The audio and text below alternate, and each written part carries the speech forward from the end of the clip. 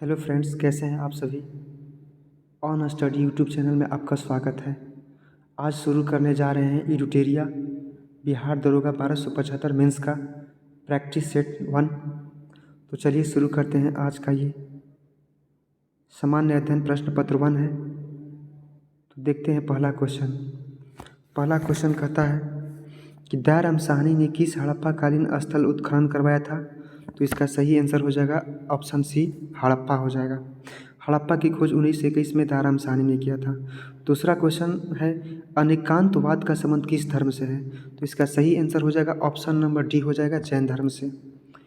जैन धर्म में टोटल 24 तीर्थंकर हुए थे, जिससे संस्थापक ऋषभदेव थे और अंतिम तीर्थंकर महावीर स्वामी थे। 3 नंबर क्वेश्चन कहता है कि चोल शासन प्रणाली की सर्वाधिक महत्वपूर्ण विशेषता क्या थी। तो इसका सही आंसर आपको हो जाएगा ऑप्शन ए हो जाएगा, स्थानीय स्वशासन हो जाएगा। चोल साम्राज्य का संस्थापक जो था विजयालय था और इसकी राजधानी तंजावुर थी। 4 नंबर क्वेश्चन है कि प्रसिद्ध हल्दी घाटी का युद्ध कब हुआ था। तो इसका सही आंसर आपको हो जाएगा ऑप्शन बी हो जाएगा, 18 जून 1576 को। हल्दी घाटी का युद्ध 1576 में अकबर और महाराणा प्रताप के बीच में लड़ा गया था। अगला क्वेश्चन है भारत में चिश्ती सिलसिला की स्थापना किसने की थी। तो इसका सही आंसर आपको हो जाएगा ऑप्शन नंबर बी हो जाएगा, ख्वाजा मोइनुद्दीन चिश्ती हो जाएगा। ख्वाजा मोइनुद्दीन चिश्ती का दरगाह राजस्थान के अजमेर में है। अगला क्वेश्चन है किस मुगल कालीन इमारत में सर्वाधिक पित्रादुरा नामक जड़ाऊ काम किया गया था। तो इसका सही आंसर आपको हो जाएगा एतामुद्दौला का मकबरा। चलिए आगे देखते हैं तबकात ए नासिरी पुस्तक किसने लिखा है। तो इसका सही आंसर आपको हो जाएगा ऑप्शन नंबर ए हो जाएगा, मिन्हाजुद्दीन सिराज हो जाएगा।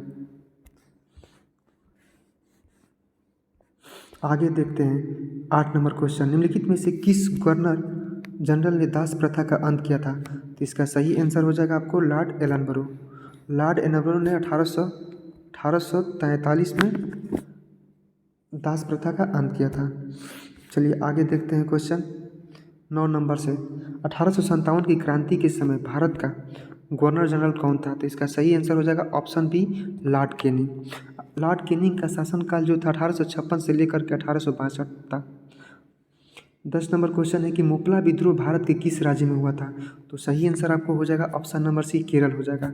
मोपला विद्रोह 1921 ईस्वी में केरल के मलाबार तट पे हुआ था। अस्थाई बंदोबस्त की नीति सर्वप्रथम किस राज्य में लागू की गई थी। तो इसका सही आंसर हो जाएगा आपको बंगाल हो जाएगा। अस्थाई बंदोबस्त 1793 ईस्वी में लॉर्ड कॉर्नवालिस के समय में लागू हुआ था। 12 नंबर क्वेश्चन है कि स्वदेशी आंदोलन की शुरुआत कब हुई थी। तो इसका सही आंसर आपको हो जाएगा ऑप्शन नंबर ए हो जाएगा, 7 अगस्त 1905 को। स्वदेशी आंदोलन 7 अगस्त 1905 को कलकत्ता के टाउन हॉल में शुरू किया गया था। और देखिए बंगाल विभाजन की घोषणा 19 जुलाई 1905 को हुआ था, ठीक है। जबकि बंगाल विभाजन लागू हुआ था 16 अक्टूबर 1905 को, याद रखना है। 13 नंबर क्वेश्चन है कि अभिनव भारत नामक गुप्त क्रांतिकारी संगठन की स्थापना किसके द्वारा किया गया था। तो इसका सही आंसर आपको हो जाएगा option number C, Vinayak Damodar Savarkar हो जाएगा, ठीक है, बीडी सावरकर। इसकी स्थापना 1904 में नासिक मुंबई में किया गया था बीडी सावरकर के द्वारा, ठीक है। चलिए 14 नंबर क्वेश्चन देखते हैं। 1916 ईस्वी में निम्न में से किसने कांग्रेस के नरम दल और गरम दल के एक मंच पर लाने की महत्वपूर्ण भूमिका निभाई थी। तो इसका सही आंसर हो जाएगा ऑप्शन नंबर सी हो जाएगा, एनी बेसेंट, ठीक है। 1916 में जो कांग्रेस का अधिवेशन हुआ था लखनऊ में हुआ था, जिसकी अध्यक्षता आरसी मजूमदार ने किया था, जिसके में दोनों नरम दल और गरम दल के बीच में भूमिका निभाया था एनी बेसेंट और बीजी तिलक। 15 नंबर क्वेश्चन है कि गांधी जी और अंबेडकर के बीच पूना पैक्ट नामक समझौता कब संपन्न हुआ था। तो इसका सही आंसर आपको हो जाएगा 1932 में। 16 नंबर क्वेश्चन है विश्व शौचालय दिवस 2021 की थीम क्या है। तो ऑप्शन बी हो जाएगा सही आंसर, वैल्यूइंग टॉयलेट्स हो जाएगा। विश्व शौचालय दिवस 19 नवंबर को मनाया जाता है, ठीक है। चलिए आगे देखते हैं क्वेश्चन। आगे क्वेश्चन है 20 नंबर से। 17 नंबर क्वेश्चन आपको कहता है कि तनामी मरुस्थल निम्नलिखित में से किस देश में स्थित है। तो तनामी मरुस्थल जो है ना, ये आपको ऑस्ट्रेलिया में है, ऑप्शन डी सही हो जाएगा, ठीक है। तनामी मरुस्थल ऑस्ट्रेलिया में है। देखिए ऑस्ट्रेलिया में और भी मरुस्थल हैं जिसका नाम है great Sandy, great Victoria, Simpson या गिब्सन आदि हो जाएगा, ठीक है। आगे देखते हैं 18 नंबर क्वेश्चन, सिंधु नदी का उद्गम स्थल निम्नलिखित में से कौन सा है। तो सिंधु नदी का उद्गम स्थल आपको हो जाएगा राकसताल, ऑप्शन नंबर बी हो जाएगा, राकस ताल हो जाएगा, याद रखिएगा, ठीक है। राकस ताल हो जाएगा सिंधु नदी का उद्गम, और सिंधु की सहायक नदियाँ सतलज हो जाएगा, रावी हो जाएगा, चेनाब हो जाएगा, आदि सभी ये सिंधु की सहायक नदियाँ हैं, ठीक है। अगला क्वेश्चन है 19 नंबर क्वेश्चन आपको कहता है कि निम्नलिखित में से कौन से नीलगिरी पहाड़ी की सबसे ऊंची चोटी है। तो नीलगिरी की सबसे ऊंची चोटी है वो डोडा बेटा है, ठीक है। जबकि दक्षिण भारत की सबसे ऊंची चोटी बोलेगा तो आपको अनाईमुडी मानना है, ठीक है, याद रखना है इस चीज़ को। 20 नंबर क्वेश्चन चलते हैं। उत्तर भारत के मैदानी भागों में शीत ऋतु में वर्षा किस कारण से होती है। तो इसका सही आंसर आपको हो जाएगा ऑप्शन नंबर सी हो जाएगा, पश्चिमी विक्षोभ के कारण, ठीक है। देखिए भारत में सबसे अधिक वर्षा दक्षिणी पश्चिमी मानसून से होता है, ठीक है ना। लगभग 75% वर्षा जो होता है ना दक्षिणी पश्चिमी मानसून से होता है। जबकि तमिलनाडु में बोलेगा शीत ऋतु में वर्षा किस कारण से होती है, तो इसका आंसर हो जाएगा उत्तर पूर्वी मानसून से होता है, ठीक है, लौटती हुई मानसून से, जो कि जनवरी फरवरी महीने में होता है। अगला क्वेश्चन 21 नंबर है। निम्नलिखित में से कौन सा मिट्टी चाय की खेती के लिए सर्वाधिक उपयुक्त होती है। तो चाय के लिए लेटराइट मिट्टी होती है, ठीक है, याद रखना है। देखिए जलोढ़ मिट्टी को रेगुर मिट्टी भी कहते हैं, जो कि सॉरी देखिए काली मिट्टी को रेगुर मिट्टी कहते हैं, ठीक है। क्योंकि भारत में सबसे अधिक मिट्टी बोलेगा तो जलोढ़ मिट्टी पाई जाती है 42% भाग पे, और आप मिट्टी की प्रकार में पूछेगा तो मिट्टी 8 प्रकार की होती है, इस चीज़ को याद रखना है, ठीक है ना। लाल मिट्टी का रंग अगर लाल पूछेगा किस कारण से होता है तो ये लौह ऑक्साइड के कारण होता है। और आगे देखते हैं क्वेश्चन 22 नंबर क्वेश्चन है कि भारत में सर्वाधिक ग्रामीण जनसंख्या प्रतिशत वाला राज्य कौन सा है। तो सर्वाधिक ग्रामीण जनसंख्या वाला बोलेगा तो ये आपको हिमाचल प्रदेश हो जाएगा, ठीक है। लगभग 78% आपको सॉरी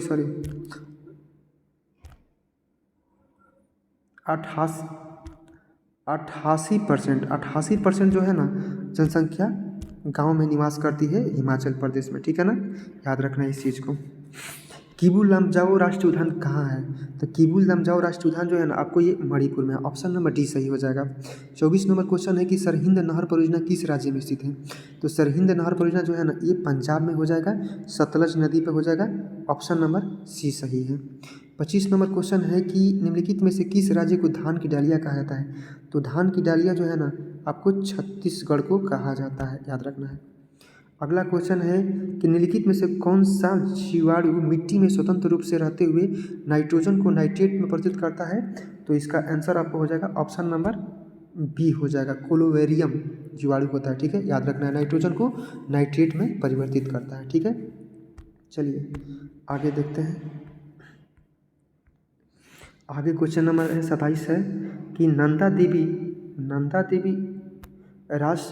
देवी बायोस्फीयर रिजर्व किस राज्य में है। तो इसका सही आंसर हो जाएगा उत्तराखंड हो जाएगा, option number B. 28 number question है मॉन्ट्रियल प्रोटोकॉल का संबंध किससे है। तो ये हो जाएगा ऑप्शन नंबर ए सही हो जाएगा, ओजोन परत से हो जाएगा। 1987 में मॉन्ट्रियल प्रोटोकॉल हुआ था, कनाडा के मॉन्ट्रियल शहर में हुआ था, ठीक है, याद रखना है। ये ओजोन अवक्षय से हो जाएगा संबंधित। ओजोन दिवस 16 सितंबर को मनाया जाता है, याद रखना है। 29 नंबर क्वेश्चन है गोल्डन राइस में किस विटामिन की अधिकता पाई जाती है। तो गोल्डन राइस में विटामिन डी की आवश्यकता होती है, विटामिन ए की आवश्यकता होती है, ऑप्शन नंबर डी सही हो जाएगा, ठीक है। देखिए विटामिन ए का रासायनिक नाम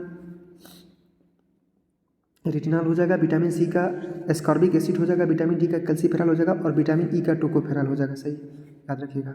30 नंबर क्वेश्चन है राष्ट्रीय बागवानी मिशन भारत सरकार द्वारा किस वर्ष शुरू किया गया था, ठीक है ना। तो राष्ट्रीय बागवानी मिशन जो है ना 2005 में शुरू किया गया था, ऑप्शन नंबर बी हो जाएगा। निम्नलिखित में से कौन सा देखते हैं क्वेश्चन को, थोड़ा जूम कर लेते हैं। कहता है क्वेश्चन कि निम्नलिखित में से 31 नंबर क्वेश्चन, निम्नलिखित में से कौन सा क्षार डीएनए में उपस्थित नहीं होता है। तो ये ऑप्शन नंबर डी हो जाएगा, यूरेसिल जो होता है ना ये डीएनए में उपस्थित नहीं होता है, जबकि ये आरएनए में उपस्थित होता है। देखिए डीएनए में 4 प्रकार के क्षार होते हैं, एडेनिन, ग्वानिन, थाइमिन, साइटोसिन होता है, ठीक है ना।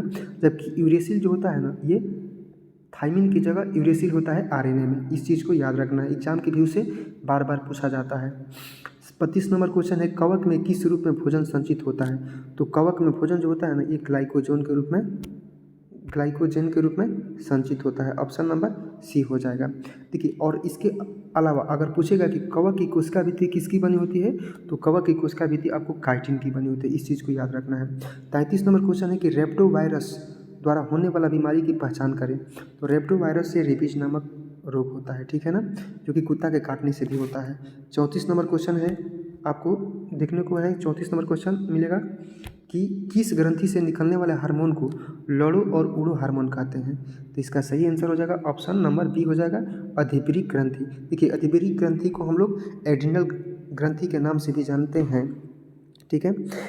सबसे बड़ी ग्रंथि बोलेगा तो लीवर हो जाएगा और सबसे छोटी ग्रंथि बोलेगा तो पीयूष ग्रंथि या पिट्यूटरी ग्लैंड हो जाएगा, ठीक है, जो कि मस्तिष्क में पाई जाती है। क्लोरोफिल में उपस्थित होता है तो क्लोरोफिल में आपको मैग्नीशियम उपस्थित होता है, ऑप्शन नंबर डी सही हो जाएगा। 36 नंबर क्वेश्चन है कि PLX क्या है। तो PLX जो होता है ना ये एक विस्फोटक होता है, ऑप्शन नंबर बी सही हो जाएगा।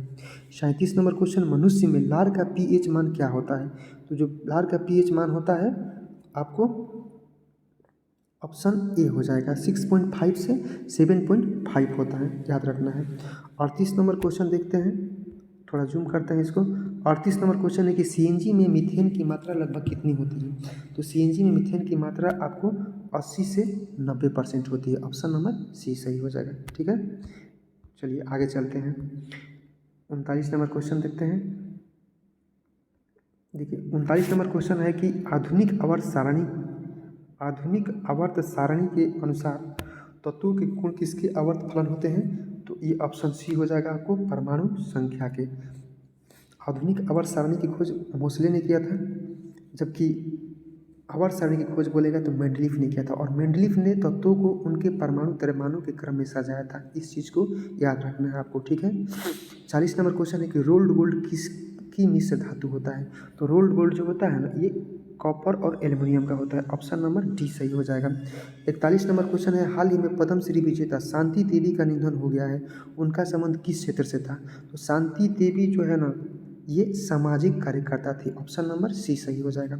42 नंबर क्वेश्चन है कि पृथ्वी के लिए पलायन वेग का मान कितना होता है। तो पृथ्वी के लिए पलायन वेग का मान जो होता है ना ये आपको 11.2 किलोमीटर होता है, ऑप्शन नंबर डी हो जाएगा, 11.2 किलोमीटर पर सेकंड हो जाएगा। जबकि सूर्य का बोलेगा तो 42 पॉइंट समथिंग किलोमीटर पर सेकंड होता है, और चंद्रमा के लिए 2.3 किलोमीटर पर सेकंड होता है। इस चीज़ को याद रखना है आपको। 43 नंबर क्वेश्चन देखिए, लोलक का आवर्तकाल निम्न में से किस पर निर्भर नहीं करता है। तो लोलक का आवर्तकाल जो होता है ना उनके द्रव्यमान पर निर्भर नहीं करता है, ऑप्शन नंबर सी सही हो जाएगा, याद रखना है। टेलीविज़न, अगला क्वेश्चन देखते हैं। 44 नंबर कहता है कि टेलीविज़न के रिमोट कंट्रोल किस प्रकार के किरण निकलता है। तो ये आंसर हो जाएगा आपको ऑप्शन नंबर बी हो जाएगा, इंफ्रारेड किरण हो जाएगा, याद रखना है। टेलीविज़न की खोज बोलेगा पूछेगा तो JL बेयर्ड ने किया था, ठीक है ना। ध्वनि का मोटा या पतला होना किसके गुण पर निर्भर करता है। तो इसका सही आंसर हो जाएगा ऑप्शन नंबर सी हो जाएगा, ऑप्शन नंबर सी याद रखना है, तारत्व के कारण, ठीक है। 46 नंबर क्वेश्चन है कि बच्चों के आंत में विकसित होने वाला पिन वर्म या थ्रेड वर्म का किस संघ के जीव है। तो इसका सही आंसर हो जाएगा ऑप्शन नंबर बी हो जाएगा, एस्केलमिंथिज हो जाएगा, ठीक है। आइए 47 नंबर क्वेश्चन देखते हैं। 47 नंबर क्वेश्चन है कि जीन शब्द का प्रयोग सर्वप्रथम किसके द्वारा किया गया था। तो जीन शब्द का प्रयोग जो होता है सबसे पहले जोहानसन ने किया था, ऑप्शन नंबर सी हो जाएगा, 1909 में जीन शब्द का प्रयोग जोहानसन ने किया था। 48 नंबर है कि मच्छरों को नियंत्रित करने के लिए किस मछली का प्रयोग किया जाता है। तो मच्छरों को नियंत्रित करने के लिए ना आपको गैम्बूसिया नामक मछली का प्रयोग किया जाता है, ऑप्शन नंबर ए सही हो जाएगा, याद रखना है, ठीक है। चलिए आगे देखते हैं। 48 के बाद 49 नंबर क्वेश्चन देखते हैं। 49 नंबर क्वेश्चन है कि हल्दी का खाए जाने वाला भाग क्या कहलाता है। तो हल्दी का खाने वाला भाग प्रकंद कहलाता है, ऑप्शन बी सही हो जाएगा। किस विटामिन की कमी से एनीमिया नामक बीमारी होती है। तो विटामिन B12 की कमी से एनीमिया होता है, ऑप्शन सी सही हो जाएगा, ठीक है, याद रखना है। 51 नंबर है कि भारतीय संविधान के मौलिक कर्तव्य का संबंध प्रावधान किस देश से लिया गया है। तो ऑप्शन डी हो जाएगा, रूस। मौलिक कर्तव्य रूस से लिया गया है। टोटल मौलिक कर्तव्यों की संख्या 11 है। 11वां मौलिक कर्तव्य जो है 42वां संविधान 1976 के द्वारा शिक्षा के 11वां मौलिक कर्तव्य जो है ना 86वां संविधान 2002 के तहत शिक्षा के अधिकार को जोड़ा गया था, याद रखना है। 52 नंबर क्वेश्चन है कि स्वतंत्र भारत में भाषा के आधार पर गठित होने वाला प्रथम राज्य कौन सा था। तो इसका सही आंसर हो जाएगा आपको आंध्र प्रदेश, ऑप्शन ए सही हो जाएगा। 53 नंबर क्वेश्चन कि प्राण एवं दैहिक स्वतंत्रता का संरक्षण संबंधी प्रावधान भारतीय संविधान के किस अनुच्छेद में है? तो अनुच्छेद आपको ये हो जाएगा 21 हो जाएगा, ऑप्शन नंबर सी सही हो जाएगा। ठीक है, अनुच्छेद 17 में अस्पृश्यता का अंत हो जाएगा, अनुच्छेद 32 में बोलेगा तो वैधानिक उपचारों का अधिकार हो जाएगा, और अनुच्छेद 20 पूछेगा तो अनुच्छेद 20 बोलेगा तो अपराध के दशा में संरक्षण हो जाएगा। ठीक है ना। 54 नंबर क्वेश्चन देखते हैं कि राष्ट्रपति के निर्वाचक मंडल में कौन शामिल नहीं होते हैं? तो देखिए राष्ट्रपति के निर्वाचन में विधान परिषद के सदस्य शामिल नहीं होते हैं, ऑप्शन डी सही हो जाएगा। ठीक है ना, ऑप्शन डी सही हो जाएगा। जबकि लोकसभा के निर्वाचित सदस्य होते हैं, विधानसभा के निर्वाचित होते हैं और राज्यसभा के निर्वाचित सदस्य होते हैं, लेकिन विधान परिषद के सदस्य निर्वाचित मतलब कि राष्ट्रपति के निर्वाचक मंडल में शामिल नहीं होते हैं। 55 नंबर क्वेश्चन कहता है कि मंत्रिपरिषद सामूहिक रूप से किसके प्रति जवाबदेही होता है? तो जो मंत्रिपरिषद होता है ना, ये लोकसभा के प्रति जवाबदेही होता है, लेकिन मंत्रिपरिषद सामूहिक रूप से किसके प्रति जवाबदेही होता है? सॉरी, मंत्रिपरिषद व्यक्तिगत रूप से किसके प्रति जवाबदेही होता है? तो इसका आंसर हो जाएगा राष्ट्रपति, उस समय हो जाएगा, लेकिन यहाँ पर सामूहिक पूछ रहा है, इसलिए इसका सही आंसर आपको लोकसभा होगा। ठीक है, आगे चलते हैं। 56 number question, 56 number question book से रिलेटेड है। पूछ रहा है कि the Modi gambit decoding Modi 2.0 Modi gambit decoding Modi 2.0 के लेखक कौन है? तो इसका सही आंसर ऑप्शन डी हो जाएगा, संजू वर्मा हो जाएगा, याद रखना है। ठीक है ना। 57 नंबर क्वेश्चन देखिए, भारत के महान्यवादी का कार्यकाल कितना वर्ष का होता है? महान्यवादी जो होता है ना, ये राष्ट्रपति के पश्चात पर्यंत होता है, ऑप्शन डी हो जाएगा। ठीक है ना। महान्यवादी जो है अनुच्छेद 76 से संबंधित है। ठीक है ना, ये भारत का कानूनी अधिकारी होता है, याद रखना है आपको। 58 नंबर क्वेश्चन देखते हैं, सर्वोच्च न्यायालय के संबंध में कौन सा कथन असत्य है? तो इसका सही आंसर हो जाएगा ऑप्शन बी हो जाएगा, उच्चतम न्यायालय के न्यायाधीश बनने हेतु न्यूनतम उम्र 35 वर्ष होना चाहिए, ये गलत है। देखिए उच्चतम न्यायालय के न्यायाधीश बनने हेतु न्यूनतम उम्र तय नहीं किया गया। ठीक है ना, जबकि देखिए सही कौन सा है देख लेते हैं। उच्चतम न्यायालय के गठन संबंधी प्रावधान अनुच्छेद 124 में सही है। संविधान के अनुच्छेद 129 के अनुसार उच्चतम न्यायालय एक अभिलेख न्यायालय, ये भी सही है। और सर्वोच्च न्यायालय न्यायाधीशों के राष्ट्रपति नियुक्त करते हैं, ये भी सही है। ठीक है, तो यहाँ पर गलत असत्य चुनना था तो ऑप्शन बी हो जाएगा, न्यूनतम उम्र 35 वर्ष होना चाहिए, ये गलत है क्योंकि न्यूनतम उम्र निर्धारित नहीं किया जाता है। चलिए आगे देखते हैं। 59 नंबर क्वेश्चन है। 59 नंबर क्वेश्चन कहता है कि विधान परिषद के कितने सदस्य राज्यपाल के द्वारा मनोनीत किए जाते हैं? तो इसका सही आंसर हो जाएगा ऑप्शन नंबर बी हो जाएगा, 1/6 हो जाएगा। ठीक है। 60 नंबर क्वेश्चन, निम्न से कौन सा वरीयता क्रम में सबसे पहले आता है? तो सबसे पहले आता है राज्यपाल, ऑप्शन ए सही हो जाएगा, याद रखना है। ठीक है, राज्यपाल सबसे पहले आता है। 61 नंबर क्वेश्चन देखिए, किस संविधान संशोधन के द्वारा शिक्षा को राज्य सूची से हटाकर समवर्ती सूची में शामिल किया गया था? तो शिक्षा को समवर्ती सूची में शामिल किया गया था 42वां संविधान संशोधन के द्वारा। शिक्षा हो गया, वन हो गया इत्यादि को शामिल किया गया था समवर्ती सूची में। ठीक है। भारत में पंचायती राज का शुभारंभ सर्वप्रथम किस राज्य में हुआ था? तो राजस्थान हो जाएगा, ऑप्शन सी हो जाएगा। 2 अक्टूबर 1959 को राजस्थान में पंचायती राज का शुभारंभ किया गया था, याद रखना है। ठीक है, लेकिन पूर्ण अगर राज्य में पूछेगा तो उस समय आपका आंसर राजस्थान हो जाएगा, 11 अक्टूबर 1959 हो जाएगा। 63 नंबर क्वेश्चन है कि भारत के राष्ट्रीय ध्वज में स्थित चक्र किस रंग का होता है? तो इसका सही आंसर हो जाएगा ऑप्शन डी हो जाएगा, नीला रंग होता है। ठीक है ना, नीला रंग, याद रखना है। आगे देखते हैं। 64 नंबर क्वेश्चन कहता है आपको, 64 नंबर क्वेश्चन है कि किस समिति को प्राक्कलन समिति की जुड़ा बहन कहा जाता है? तो प्राक्कलन समिति की जुड़ा बहन हम लोग लोक लेखा समिति को कहते हैं, ऑप्शन ए सही हो जाएगा। देखिए लोक लेखा समिति में टोटल 22 सदस्य होते हैं। ठीक है ना, टोटल 22 सदस्य होते हैं, जिसमें से कि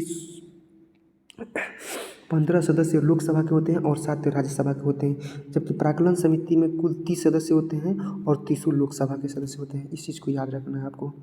अगला क्वेश्चन है कि निम्नलिखित में से कौन सा देश में राष्ट्रीय आपातकाल लागू करने का आधार नहीं होता है? तो ऑप्शन डी सही हो जाएगा, सरकार के विरुद्ध तीव्र अहिंसक आंदोलन, ये राष्ट्रीय आपातकाल लागू करने का आधार नहीं होता है। जबकि युद्ध हो गया, बाह्य आक्रमण हो गया, सशस्त्र विद्रोह हो गया, ये राष्ट्रीय आपातकाल लागू करने का आधार होता है। 66 नंबर क्वेश्चन है कि प्रथम पंचवर्ष योजना किस मॉडल पर आधारित था।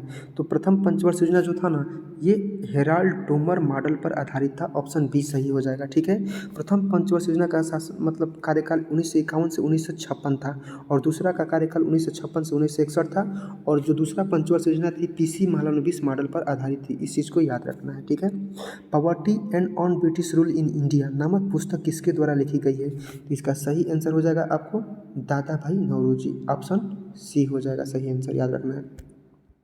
चलिए 68 नंबर क्वेश्चन देखते हैं। 68 नंबर क्वेश्चन है कि गिनी गुणांक के द्वारा किसका मापन किया जाता है।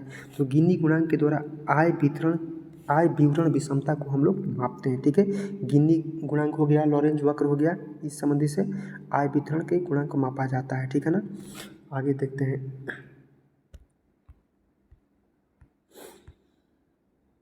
देखिए 69 नंबर क्वेश्चन है कि राष्ट्रीय ग्रामीण स्वास्थ्य मिशन कब आरंभ किया गया था। तो राष्ट्रीय ग्रामीण स्वास्थ्य मिशन 2005 में शुरू किया गया था, याद रखना। ऑप्शन बी सही हो जाएगा। 70 नंबर क्वेश्चन देखते हैं। 70 नंबर क्वेश्चन है कि 2021 में अर्जुन पुरस्कार से सम्मानित वंदना कटारिया का संबंध किस खेल से है। तो वंदना कटारिया का संबंध खेल हॉकी से हो जाएगा। ऑप्शन ए सही हो जाएगा। देखिए जो वंदना कटारिया है ना, ये उत्तराखंड की खिलाड़ी है। ठीक है, इस चीज़ को याद रखना है। 71 नंबर क्वेश्चन है कि यदि रिजर्व बैंक नकदी आरक्षित अनुपात CRR की दर बढ़ा दे तो इसके बैंकों के साख सृजन क्षमता पर कैसा प्रभाव पड़ेगा। तो इसका सही आंसर ऑप्शन बी हो जाएगा, साख सृजन क्षमता घट जाएगी, याद रखना है। ऑप्शन बी सही हो जाएगा। चलिए आगे देखते हैं। 72 नंबर क्वेश्चन है कि राष्ट्रीय शेयर बाजारों की स्थापना जो है किस वर्ष की गई थी। तो 1992 में हो जाएगा। राष्ट्रीय शेयर बाजार की स्थापना 1992 में फेरवाना समिति की अनुशंसा पर की गई थी, याद रखना है। ठीक है, 73 हाल ही में किस राज्य में कोको बुरुक दिवस मनाया गया। तो कोको बुरुक दिवस जो होता है ना, ये आपको त्रिपुरा में मनाया गया है। ऑप्शन डी सही हो जाएगा। 74 नंबर क्वेश्चन है कि ब्रिटेन वुड्स सम्मेलन के द्वारा किस वैश्विक वित्तीय संस्था की स्थापना की गई थी। तो इसका सही आंसर हो जाएगा अंतर्राष्ट्रीय मुद्रा कोष का। ऑप्शन बी सही हो जाएगा, याद रखना है। 75 नंबर क्वेश्चन देखते हैं। कहता है कि अनुसूचित जनजाति मतलब कि एसटी की सर्वाधिक जनसंख्या वाला राज्य कौन सा है। तो इसका सही आंसर हो जाएगा मध्य प्रदेश, आपको हो जाएगा। ऑप्शन डी हो जाएगा।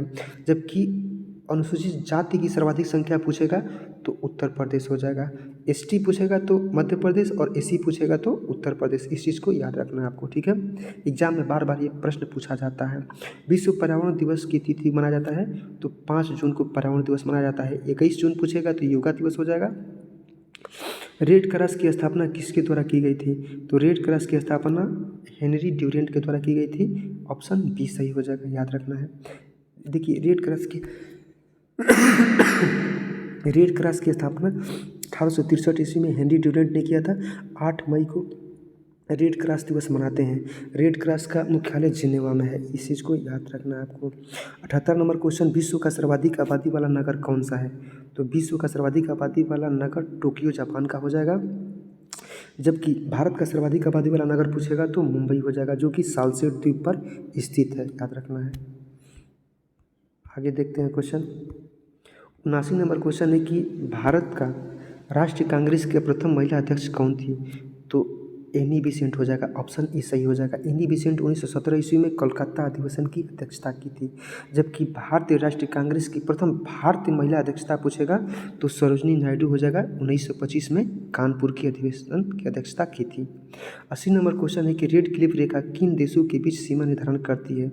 तो रेड क्लिफ रेखा भारत और पाकिस्तान के बीच सीमा निर्धारण करती है, जिसका सीमांकन 17 अगस्त 1947 को किया गया था रेड क्लिफ के द्वारा। भारत और चीन के बीच में मैकमोहन रेखा है, जो कि 1914 में खींची गई थी। ठीक है, इस चीज़ को याद रखना है। आगे मैथ्स और रीजनिंग के क्वेश्चंस हैं, जिनका PDF टेलीग्राम चैनल पर डाल देंगे, ऑन स्टडी यूट्यूब चैनल पे आप देख लीजिएगा। धन्यवाद दोस्तों। कैसा लगा आज का ये प्रैक्टिस सेट, कमेंट बॉक्स में ज़रूर अपना रिप्लाई दीजिएगा। धन्यवाद दोस्तों, जय हिंद।